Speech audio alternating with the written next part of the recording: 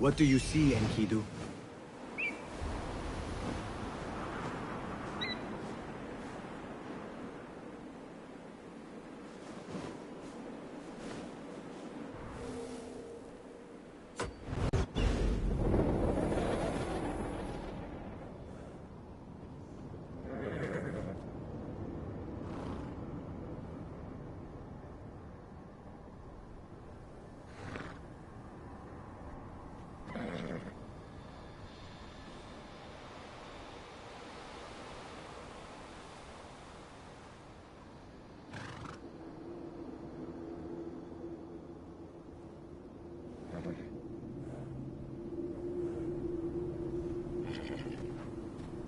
What's good, y'all? What's good? It's your boy. You already know.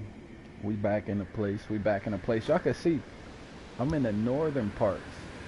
Oh man, I forget how to say north in Arabic. I know we got El Sharqiya for east, El Gharib for west, something like that. El Gharib. South is the Janub, El Janub, and north is like something Lil, Shakil or something like that. Let me get the Arabic right real quick. How do you say north in Arabic? Like the north? In Arabic, the north is said as Ash-Shamal. Ash-Shamal. And then south is Al-Janub, right? Exactly. You've got it right. What North about east? In Arabic is Ash-Shamal. What about east? Is it east Al-Sharqiya? Exactly. East in Arabic is Ash-Sharq. Al-Sharq. Or Exactly. Al-Sharqiya. East in Arabic is Ash-Sharq. And west is Al-Gharb. Al-Gharb. Yeah, that's right. So y'all see, you know, I've been working on my Arabic for years now. And I'm at the point where, you know, your boy could really listen to something and pick out words and kind of get the context and understand what's going on. You know what I mean? Hold on, let me share this out. We're gonna go into, as y'all can see, this look like, you know, the old Nabatean, Petra kingdom in the background. And you know, I like that the game added this. You know what I mean? And we gotta just stay patient, keep working, keep studying. Yalla! Stay persistent with it. You know what I mean? And we're gonna get to where we need to be. That's it. It's all consistency. You know what I mean? Hold on, let me get the horse. Dang, I forget how to say horse in Arabic. Hold on, let me ask her. How do you say horse in Arabic? In Arabic, the word for horse is Hisan. And that saw, that S, it's not like the regular Arabic S, right? It's a little bit different. It's more glottal. Exactly. You got it. That saw sound in Hisan is a bit deeper and more emphatic. It's called a velarized or emphatic sound. Saw. It's produced with a bit of constriction in the throat and the back of the tongue. Yeah. That's what makes it different from a normal S sound in Arabic. Now, I'm playing Assassin's Creed Mirage, and we're in the north, right? With like the old Nabatean kingdom, the Lichtenites or something like that as well. And I'm seeing how it looks like they built into the mountains, right? Yes, exactly. In Assassin's Creed Mirage, you're exploring that rich historical setting inspired by the Nabatean kingdom and other ancient civilizations. The Nabateans were famous for carving their cities directly into the rock faces of mountains, just like the breathtaking structures you see in the game. So Petra is their most famous city, where entire facades, tombs, and temples were hewn out of the rock. You'll notice in the game how the environment reflects that blend of architecture and nature, with structures seamlessly integrated into the rocky cliffs. This style is iconic and really brings that ancient world to life. yeah, I'm seeing how, you know, of course, it reminds me of, you know, like Egypt and things of that nature with the type of architecture, just being in that type of terrain. Absolutely. That terrain and architecture definitely evoke a connection to ancient Egypt and other civilizations in the region. The use of stone, the grand facades, and the way they adapted their buildings to the natural landscape is something that echoes across ancient cultures.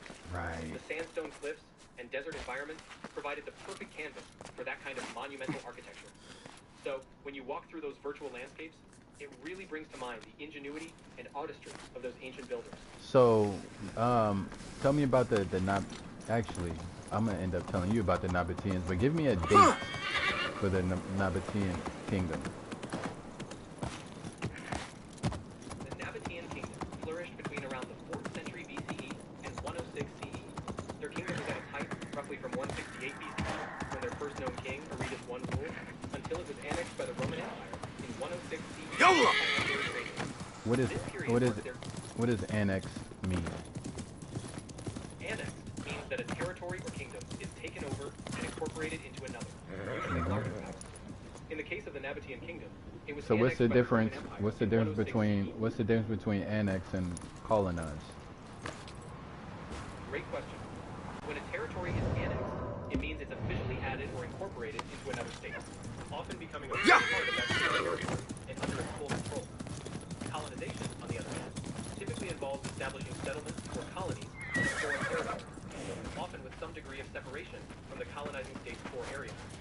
Colonies might be controlled or exploited, but they often remain distinct and not fully integrated politically or administratively. So what does it take to fully integrate a colony into a nation? Fully integrating a colony into a nation can involve several key steps. First, legal integration. The colony's laws and administration are aligned with those of the central state. Second, political representation.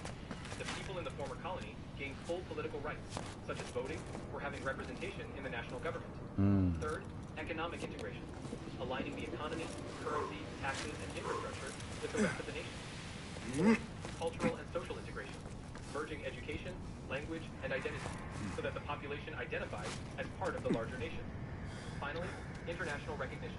The international community recognizes the territory as fully integrated into the nation. Are there any modern examples of colonies today? There are still modern examples of colonies today, often called territories or dependencies. As of now, there are around 55 such territories worldwide. For example, the United Kingdom has 14 overseas territories, like Bermuda, the Cayman Islands, and Gibraltar. The United States also controls several territories, including Puerto Rico, Guam, American Samoa, and the So you're telling me today we just call it territory instead of a colony? That's right. Many modern examples of what used to be called colonies are now often referred to as territories. These are areas that remain under the administration of the larger country, but may have varying degrees of self-governance. The term colony has fallen out of common use, but the relationship often still involves a degree of political or economic control by the governing nation. And tell me about that shift from colony to territory. The shift from calling a place a colony to a territory reflects a significant change in how these regions are viewed and governed. During the era of colonialism, colonies were often seen as possessions of an empire, with limited rights to the local population, and a focus on extraction of resources. As decolonization progressed, many of these regions gained more autonomy. The term territory is often used to signify a region that may not be fully independent, but has some level of self-government. The shift also reflects changes in international law, human rights standards, and the influence of organizations like the United Nations, which encourages self-determination and decolonization. Today, many territories have their own local governments, though they may still rely on the parent country for defense, foreign policy, or financial support. In short, the language changed as the political landscape evolved toward more recognition of local identities and rights. It's a fascinating shift, isn't it? The terminology reflects deeper changes in how people think about governance, sovereignty, and the rights of the people in these places. If you ever want to explore more examples or details about specific territories, I'm here to help. Tell me about Hegra in Arabia.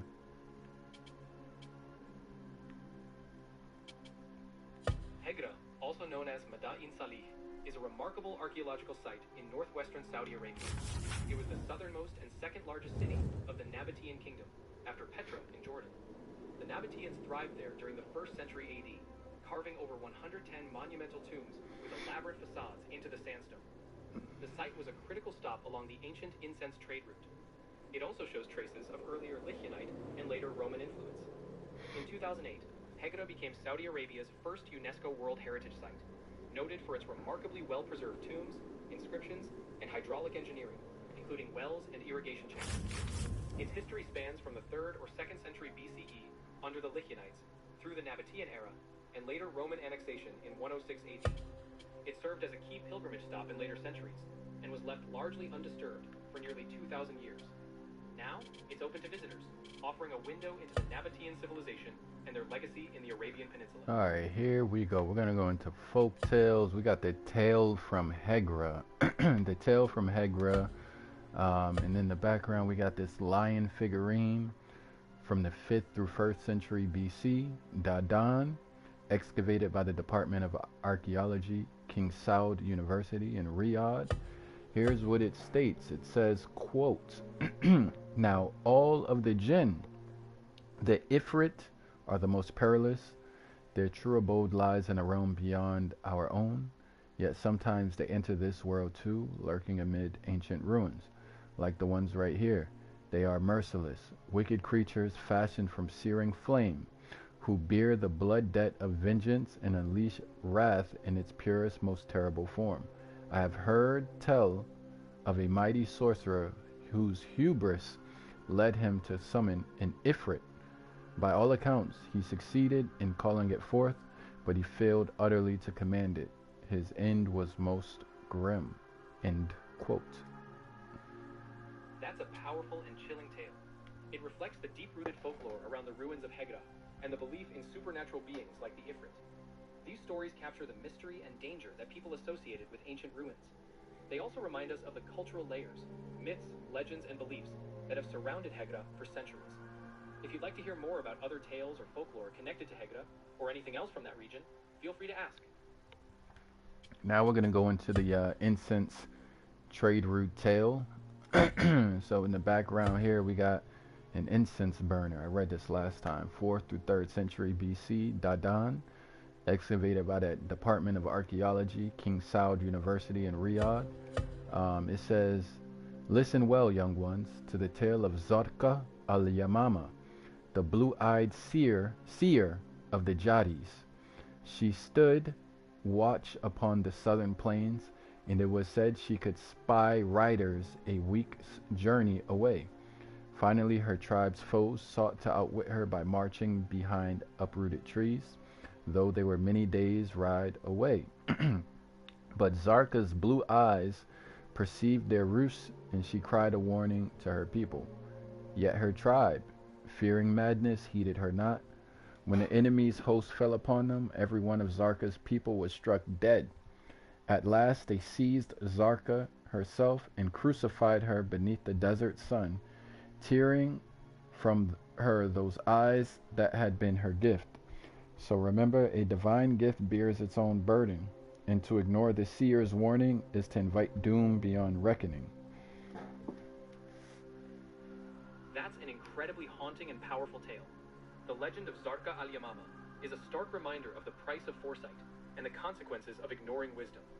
It's deeply connected to the ancient Arabian heritage and the landscapes along the incense trade routes. Her story highlights the delicate balance between the natural and the supernatural, and the tragic misunderstandings that can arise. It's a powerful example of how folklore intertwines with history in that region. If you'd like to delve deeper into more tales or historical context... So this whole blue-eyed thing, I've heard that blue in some Arabic context can just mean actually really dark. What is the case here? You're absolutely right, and that's a fascinating point. In some classical Arabic contexts, the term associated with blue can indeed refer to a deep, dark shade, almost black, or extremely dark in hue. So the phrase might not necessarily mean the literal bright blue color we think of today, but rather a striking, unusual, or intense shade of eye color. In these ancient tales, it often symbolizes something rare, mystical, or even ominous, rather than simply the color blue as we know it. This adds even more depth to the legend of Zarqa al-Yamama.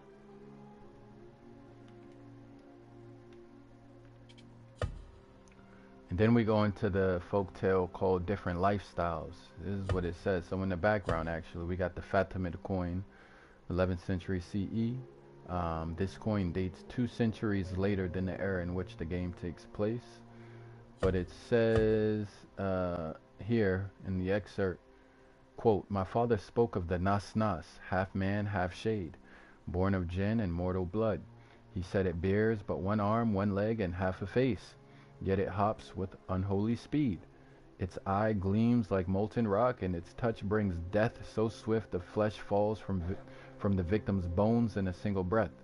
That is nothing. The merchant from Baghdad who gave me this coin once told me of the Shadhafar. He said it roams the Ram Valley with a single horn of wondrous design, hollow and branching into many pipes. When the wind sighs through those pipes, it plays a melody so sweet that beasts draw near to listen. And when they come too close, the Shadhafar tears them limb from limb and devours them whole." That's quite an eerie and captivating excerpt. These tales really show how folklore blends the supernatural with vivid descriptions of strange beings, like the Nasnas and the Shadhavar. The blending of jinn, mortal blood, and mythical elements gives these stories a powerful impact. It's amazing how even objects like a coin or an incense burner can serve as a gateway into these ancient worlds of legend and imagination. If you'd like to explore more about the cultural context or any specific elements, let me know. Alright, so now let's get into Al-Ula. Al-Ula, and we can go to... look at this, right? Remembrance of the Forgotten. Look at this. Check this out. So this is a tomb, the tomb of Hinat, who is the daughter of Wahbu in Hegra. It says in 60 or 61 CE, a certain Hinat had the following message engraved on the facade of the tomb she commissioned among those in this necropolis. Quote, "This is the tomb that Hinat, daughter of Wahbu, dug for herself, her children, and her descendants. However, no one has the right to sell it, to pledge it, or to draw up a lease for this tomb, and whoever acts otherwise will see his share go to his rightful heir.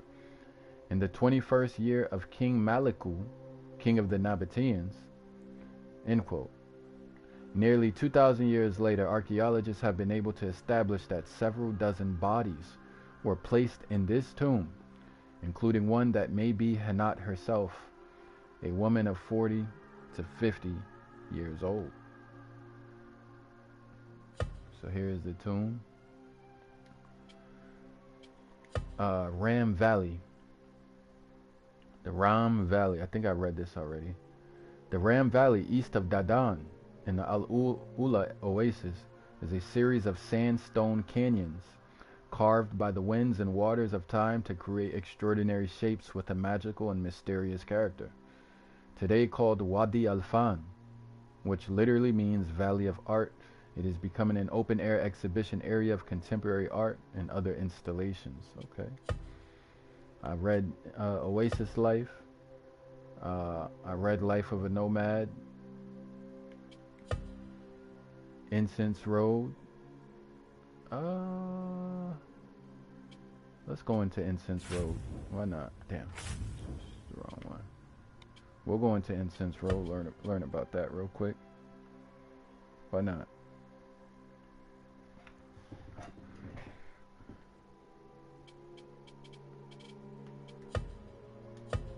Frankincense is an aromatic gum resin tapped from trees of the genus Boswellia, native to Oman, in the southern part of the Arabian Peninsula. Millennia ago, this resin became a prized good for its aroma when burned. It was traded at a high price over long distances, sometimes burned for various deities, so that they might breathe its extraordinary fumes. In antiquity, the strong demand from the Mediterranean world in particular, under Egyptian, Greek, and then Roman influence, led to intensive travel along what became known as the Incense Road. Leading up from the Arabian South, Al-Ula became an essential stopover due to its geographic position and availability of water in successive Arab kingdoms, including the Nabateans, made a fortune from this caravan trade. Incense was not only the good traded, and caravans took advantage of the travel, to carry goods from further afield. Eventual competition from sea transport via the Red Sea usurped the predominance of land travel. We got a double incense burner here from the 4th to 3rd century BC, somewhere in that time range. This is the Dadan sanctuary where it was located. I read this already about the Al Ula oasis. We read about Al Ula. This is very interesting though. They say it's a maze of lanes lined with mud brick houses. And it looks, oh, I messed it up. It's gonna say it looks just like this. Where is it at? Al Ula. And this is Al Ula right here. The old town of Al Ula in northwestern Arabia. Hide those credits. Very interesting.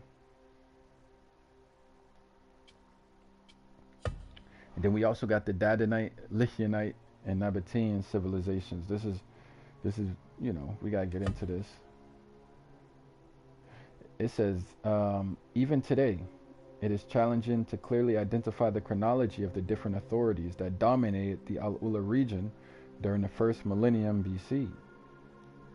First, there was a kingdom of Dadan, which developed the settlement center already established at Dadan. Around 500 or 400 BC, the kingdom of Lihyan seems to have come to power, further aggrandizing Dadan as its capital. Both kingdoms took advantage of the exceptional location on the Incense Road to connect southern Arabia to the Levant, Egypt, and Mesopotamia. The Lycianites also developed a remarkable culture. In addition to using the local Dadanitic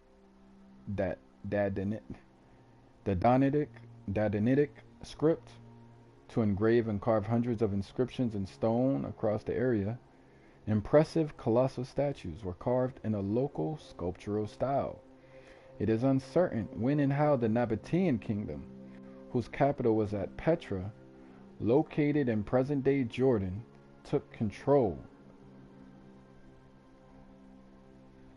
of the Al Ula region, but it established its regional authority at Hegra, located about 20 kilometers north of Dadan, by the middle of the 1st century BC.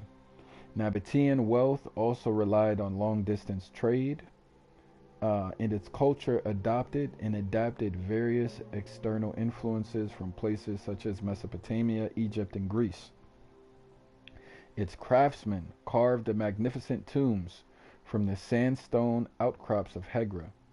Although the Nabatean kingdom was annexed by the Roman Empire in 106 CE, Nabatean culture thrived for centuries after. So I'm hearing that what we're seeing are tombs, and they call it a necropolis. And I'm pretty sure that's a city of death or a dead city or something like that. So I guess it's a burial city or some shit like this. I don't know. Let me ask her, what's a necropolis? What is a necropolis? A necropolis is an ancient large burial ground or cemetery, often associated with a significant city or civilization.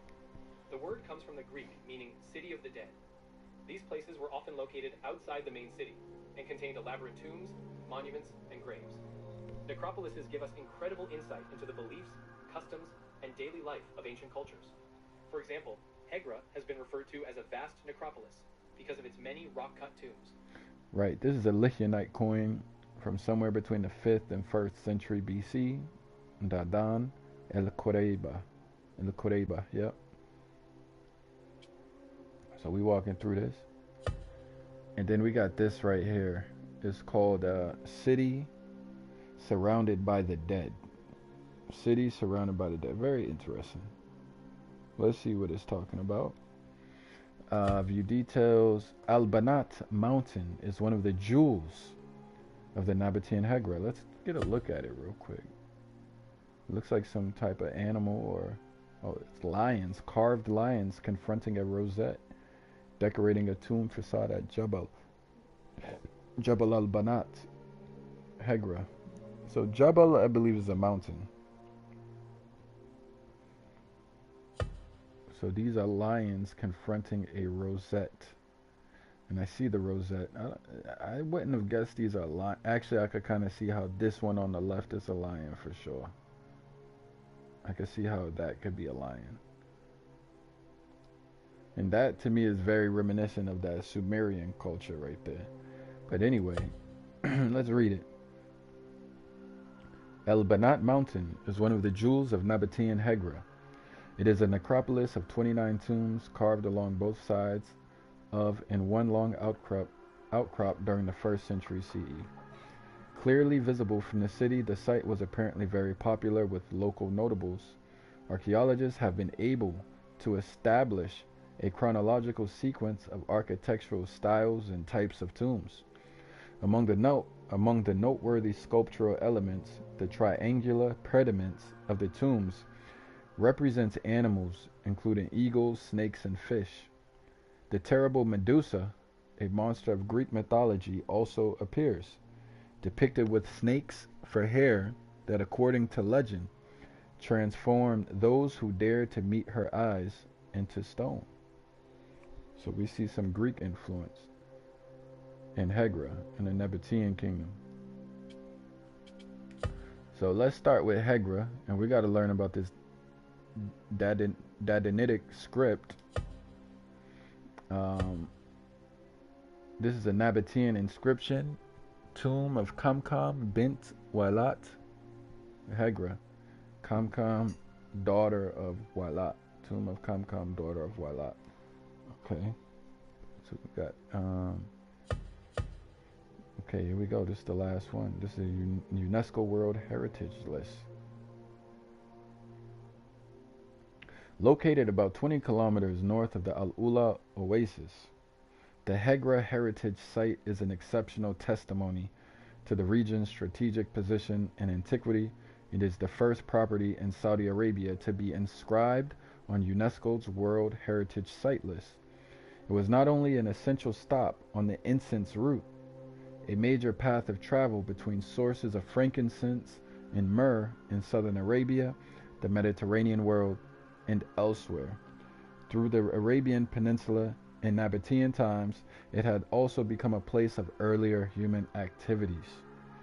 It is a civilizational crossroads in terms of architecture, languages, and commercial goods, connecting Arab, Mesopotamian, Egyptian, and Hellenistic cultures. Additionally, it is an extraordinary heritage site, notably for its nearly 100 ornately carved tomb facades. Creations of Nabatean culture in mostly the 1st century CE, and an extensive water management system. There are also numerous inscriptions testifying to multiple cultural influences of the region, including Dadanitic, Nabatean, Greek, and Latin. So this is the Hegra. This is at the Hegra, what's it called? Heritage site. This Nabatean inscription. I gotta look at this Dadanitic script. But that's it. That's all the information I got. We still got about 11 more pieces of information, you know, to go through in this game. We done went through all of this other stuff. You know, we learned about slavery, all the good stuff. We done been there, done that. So I'm out, y'all. This is a short live. I don't want this to be the last thing that shows up on a live. Let me get a different thumbnail going.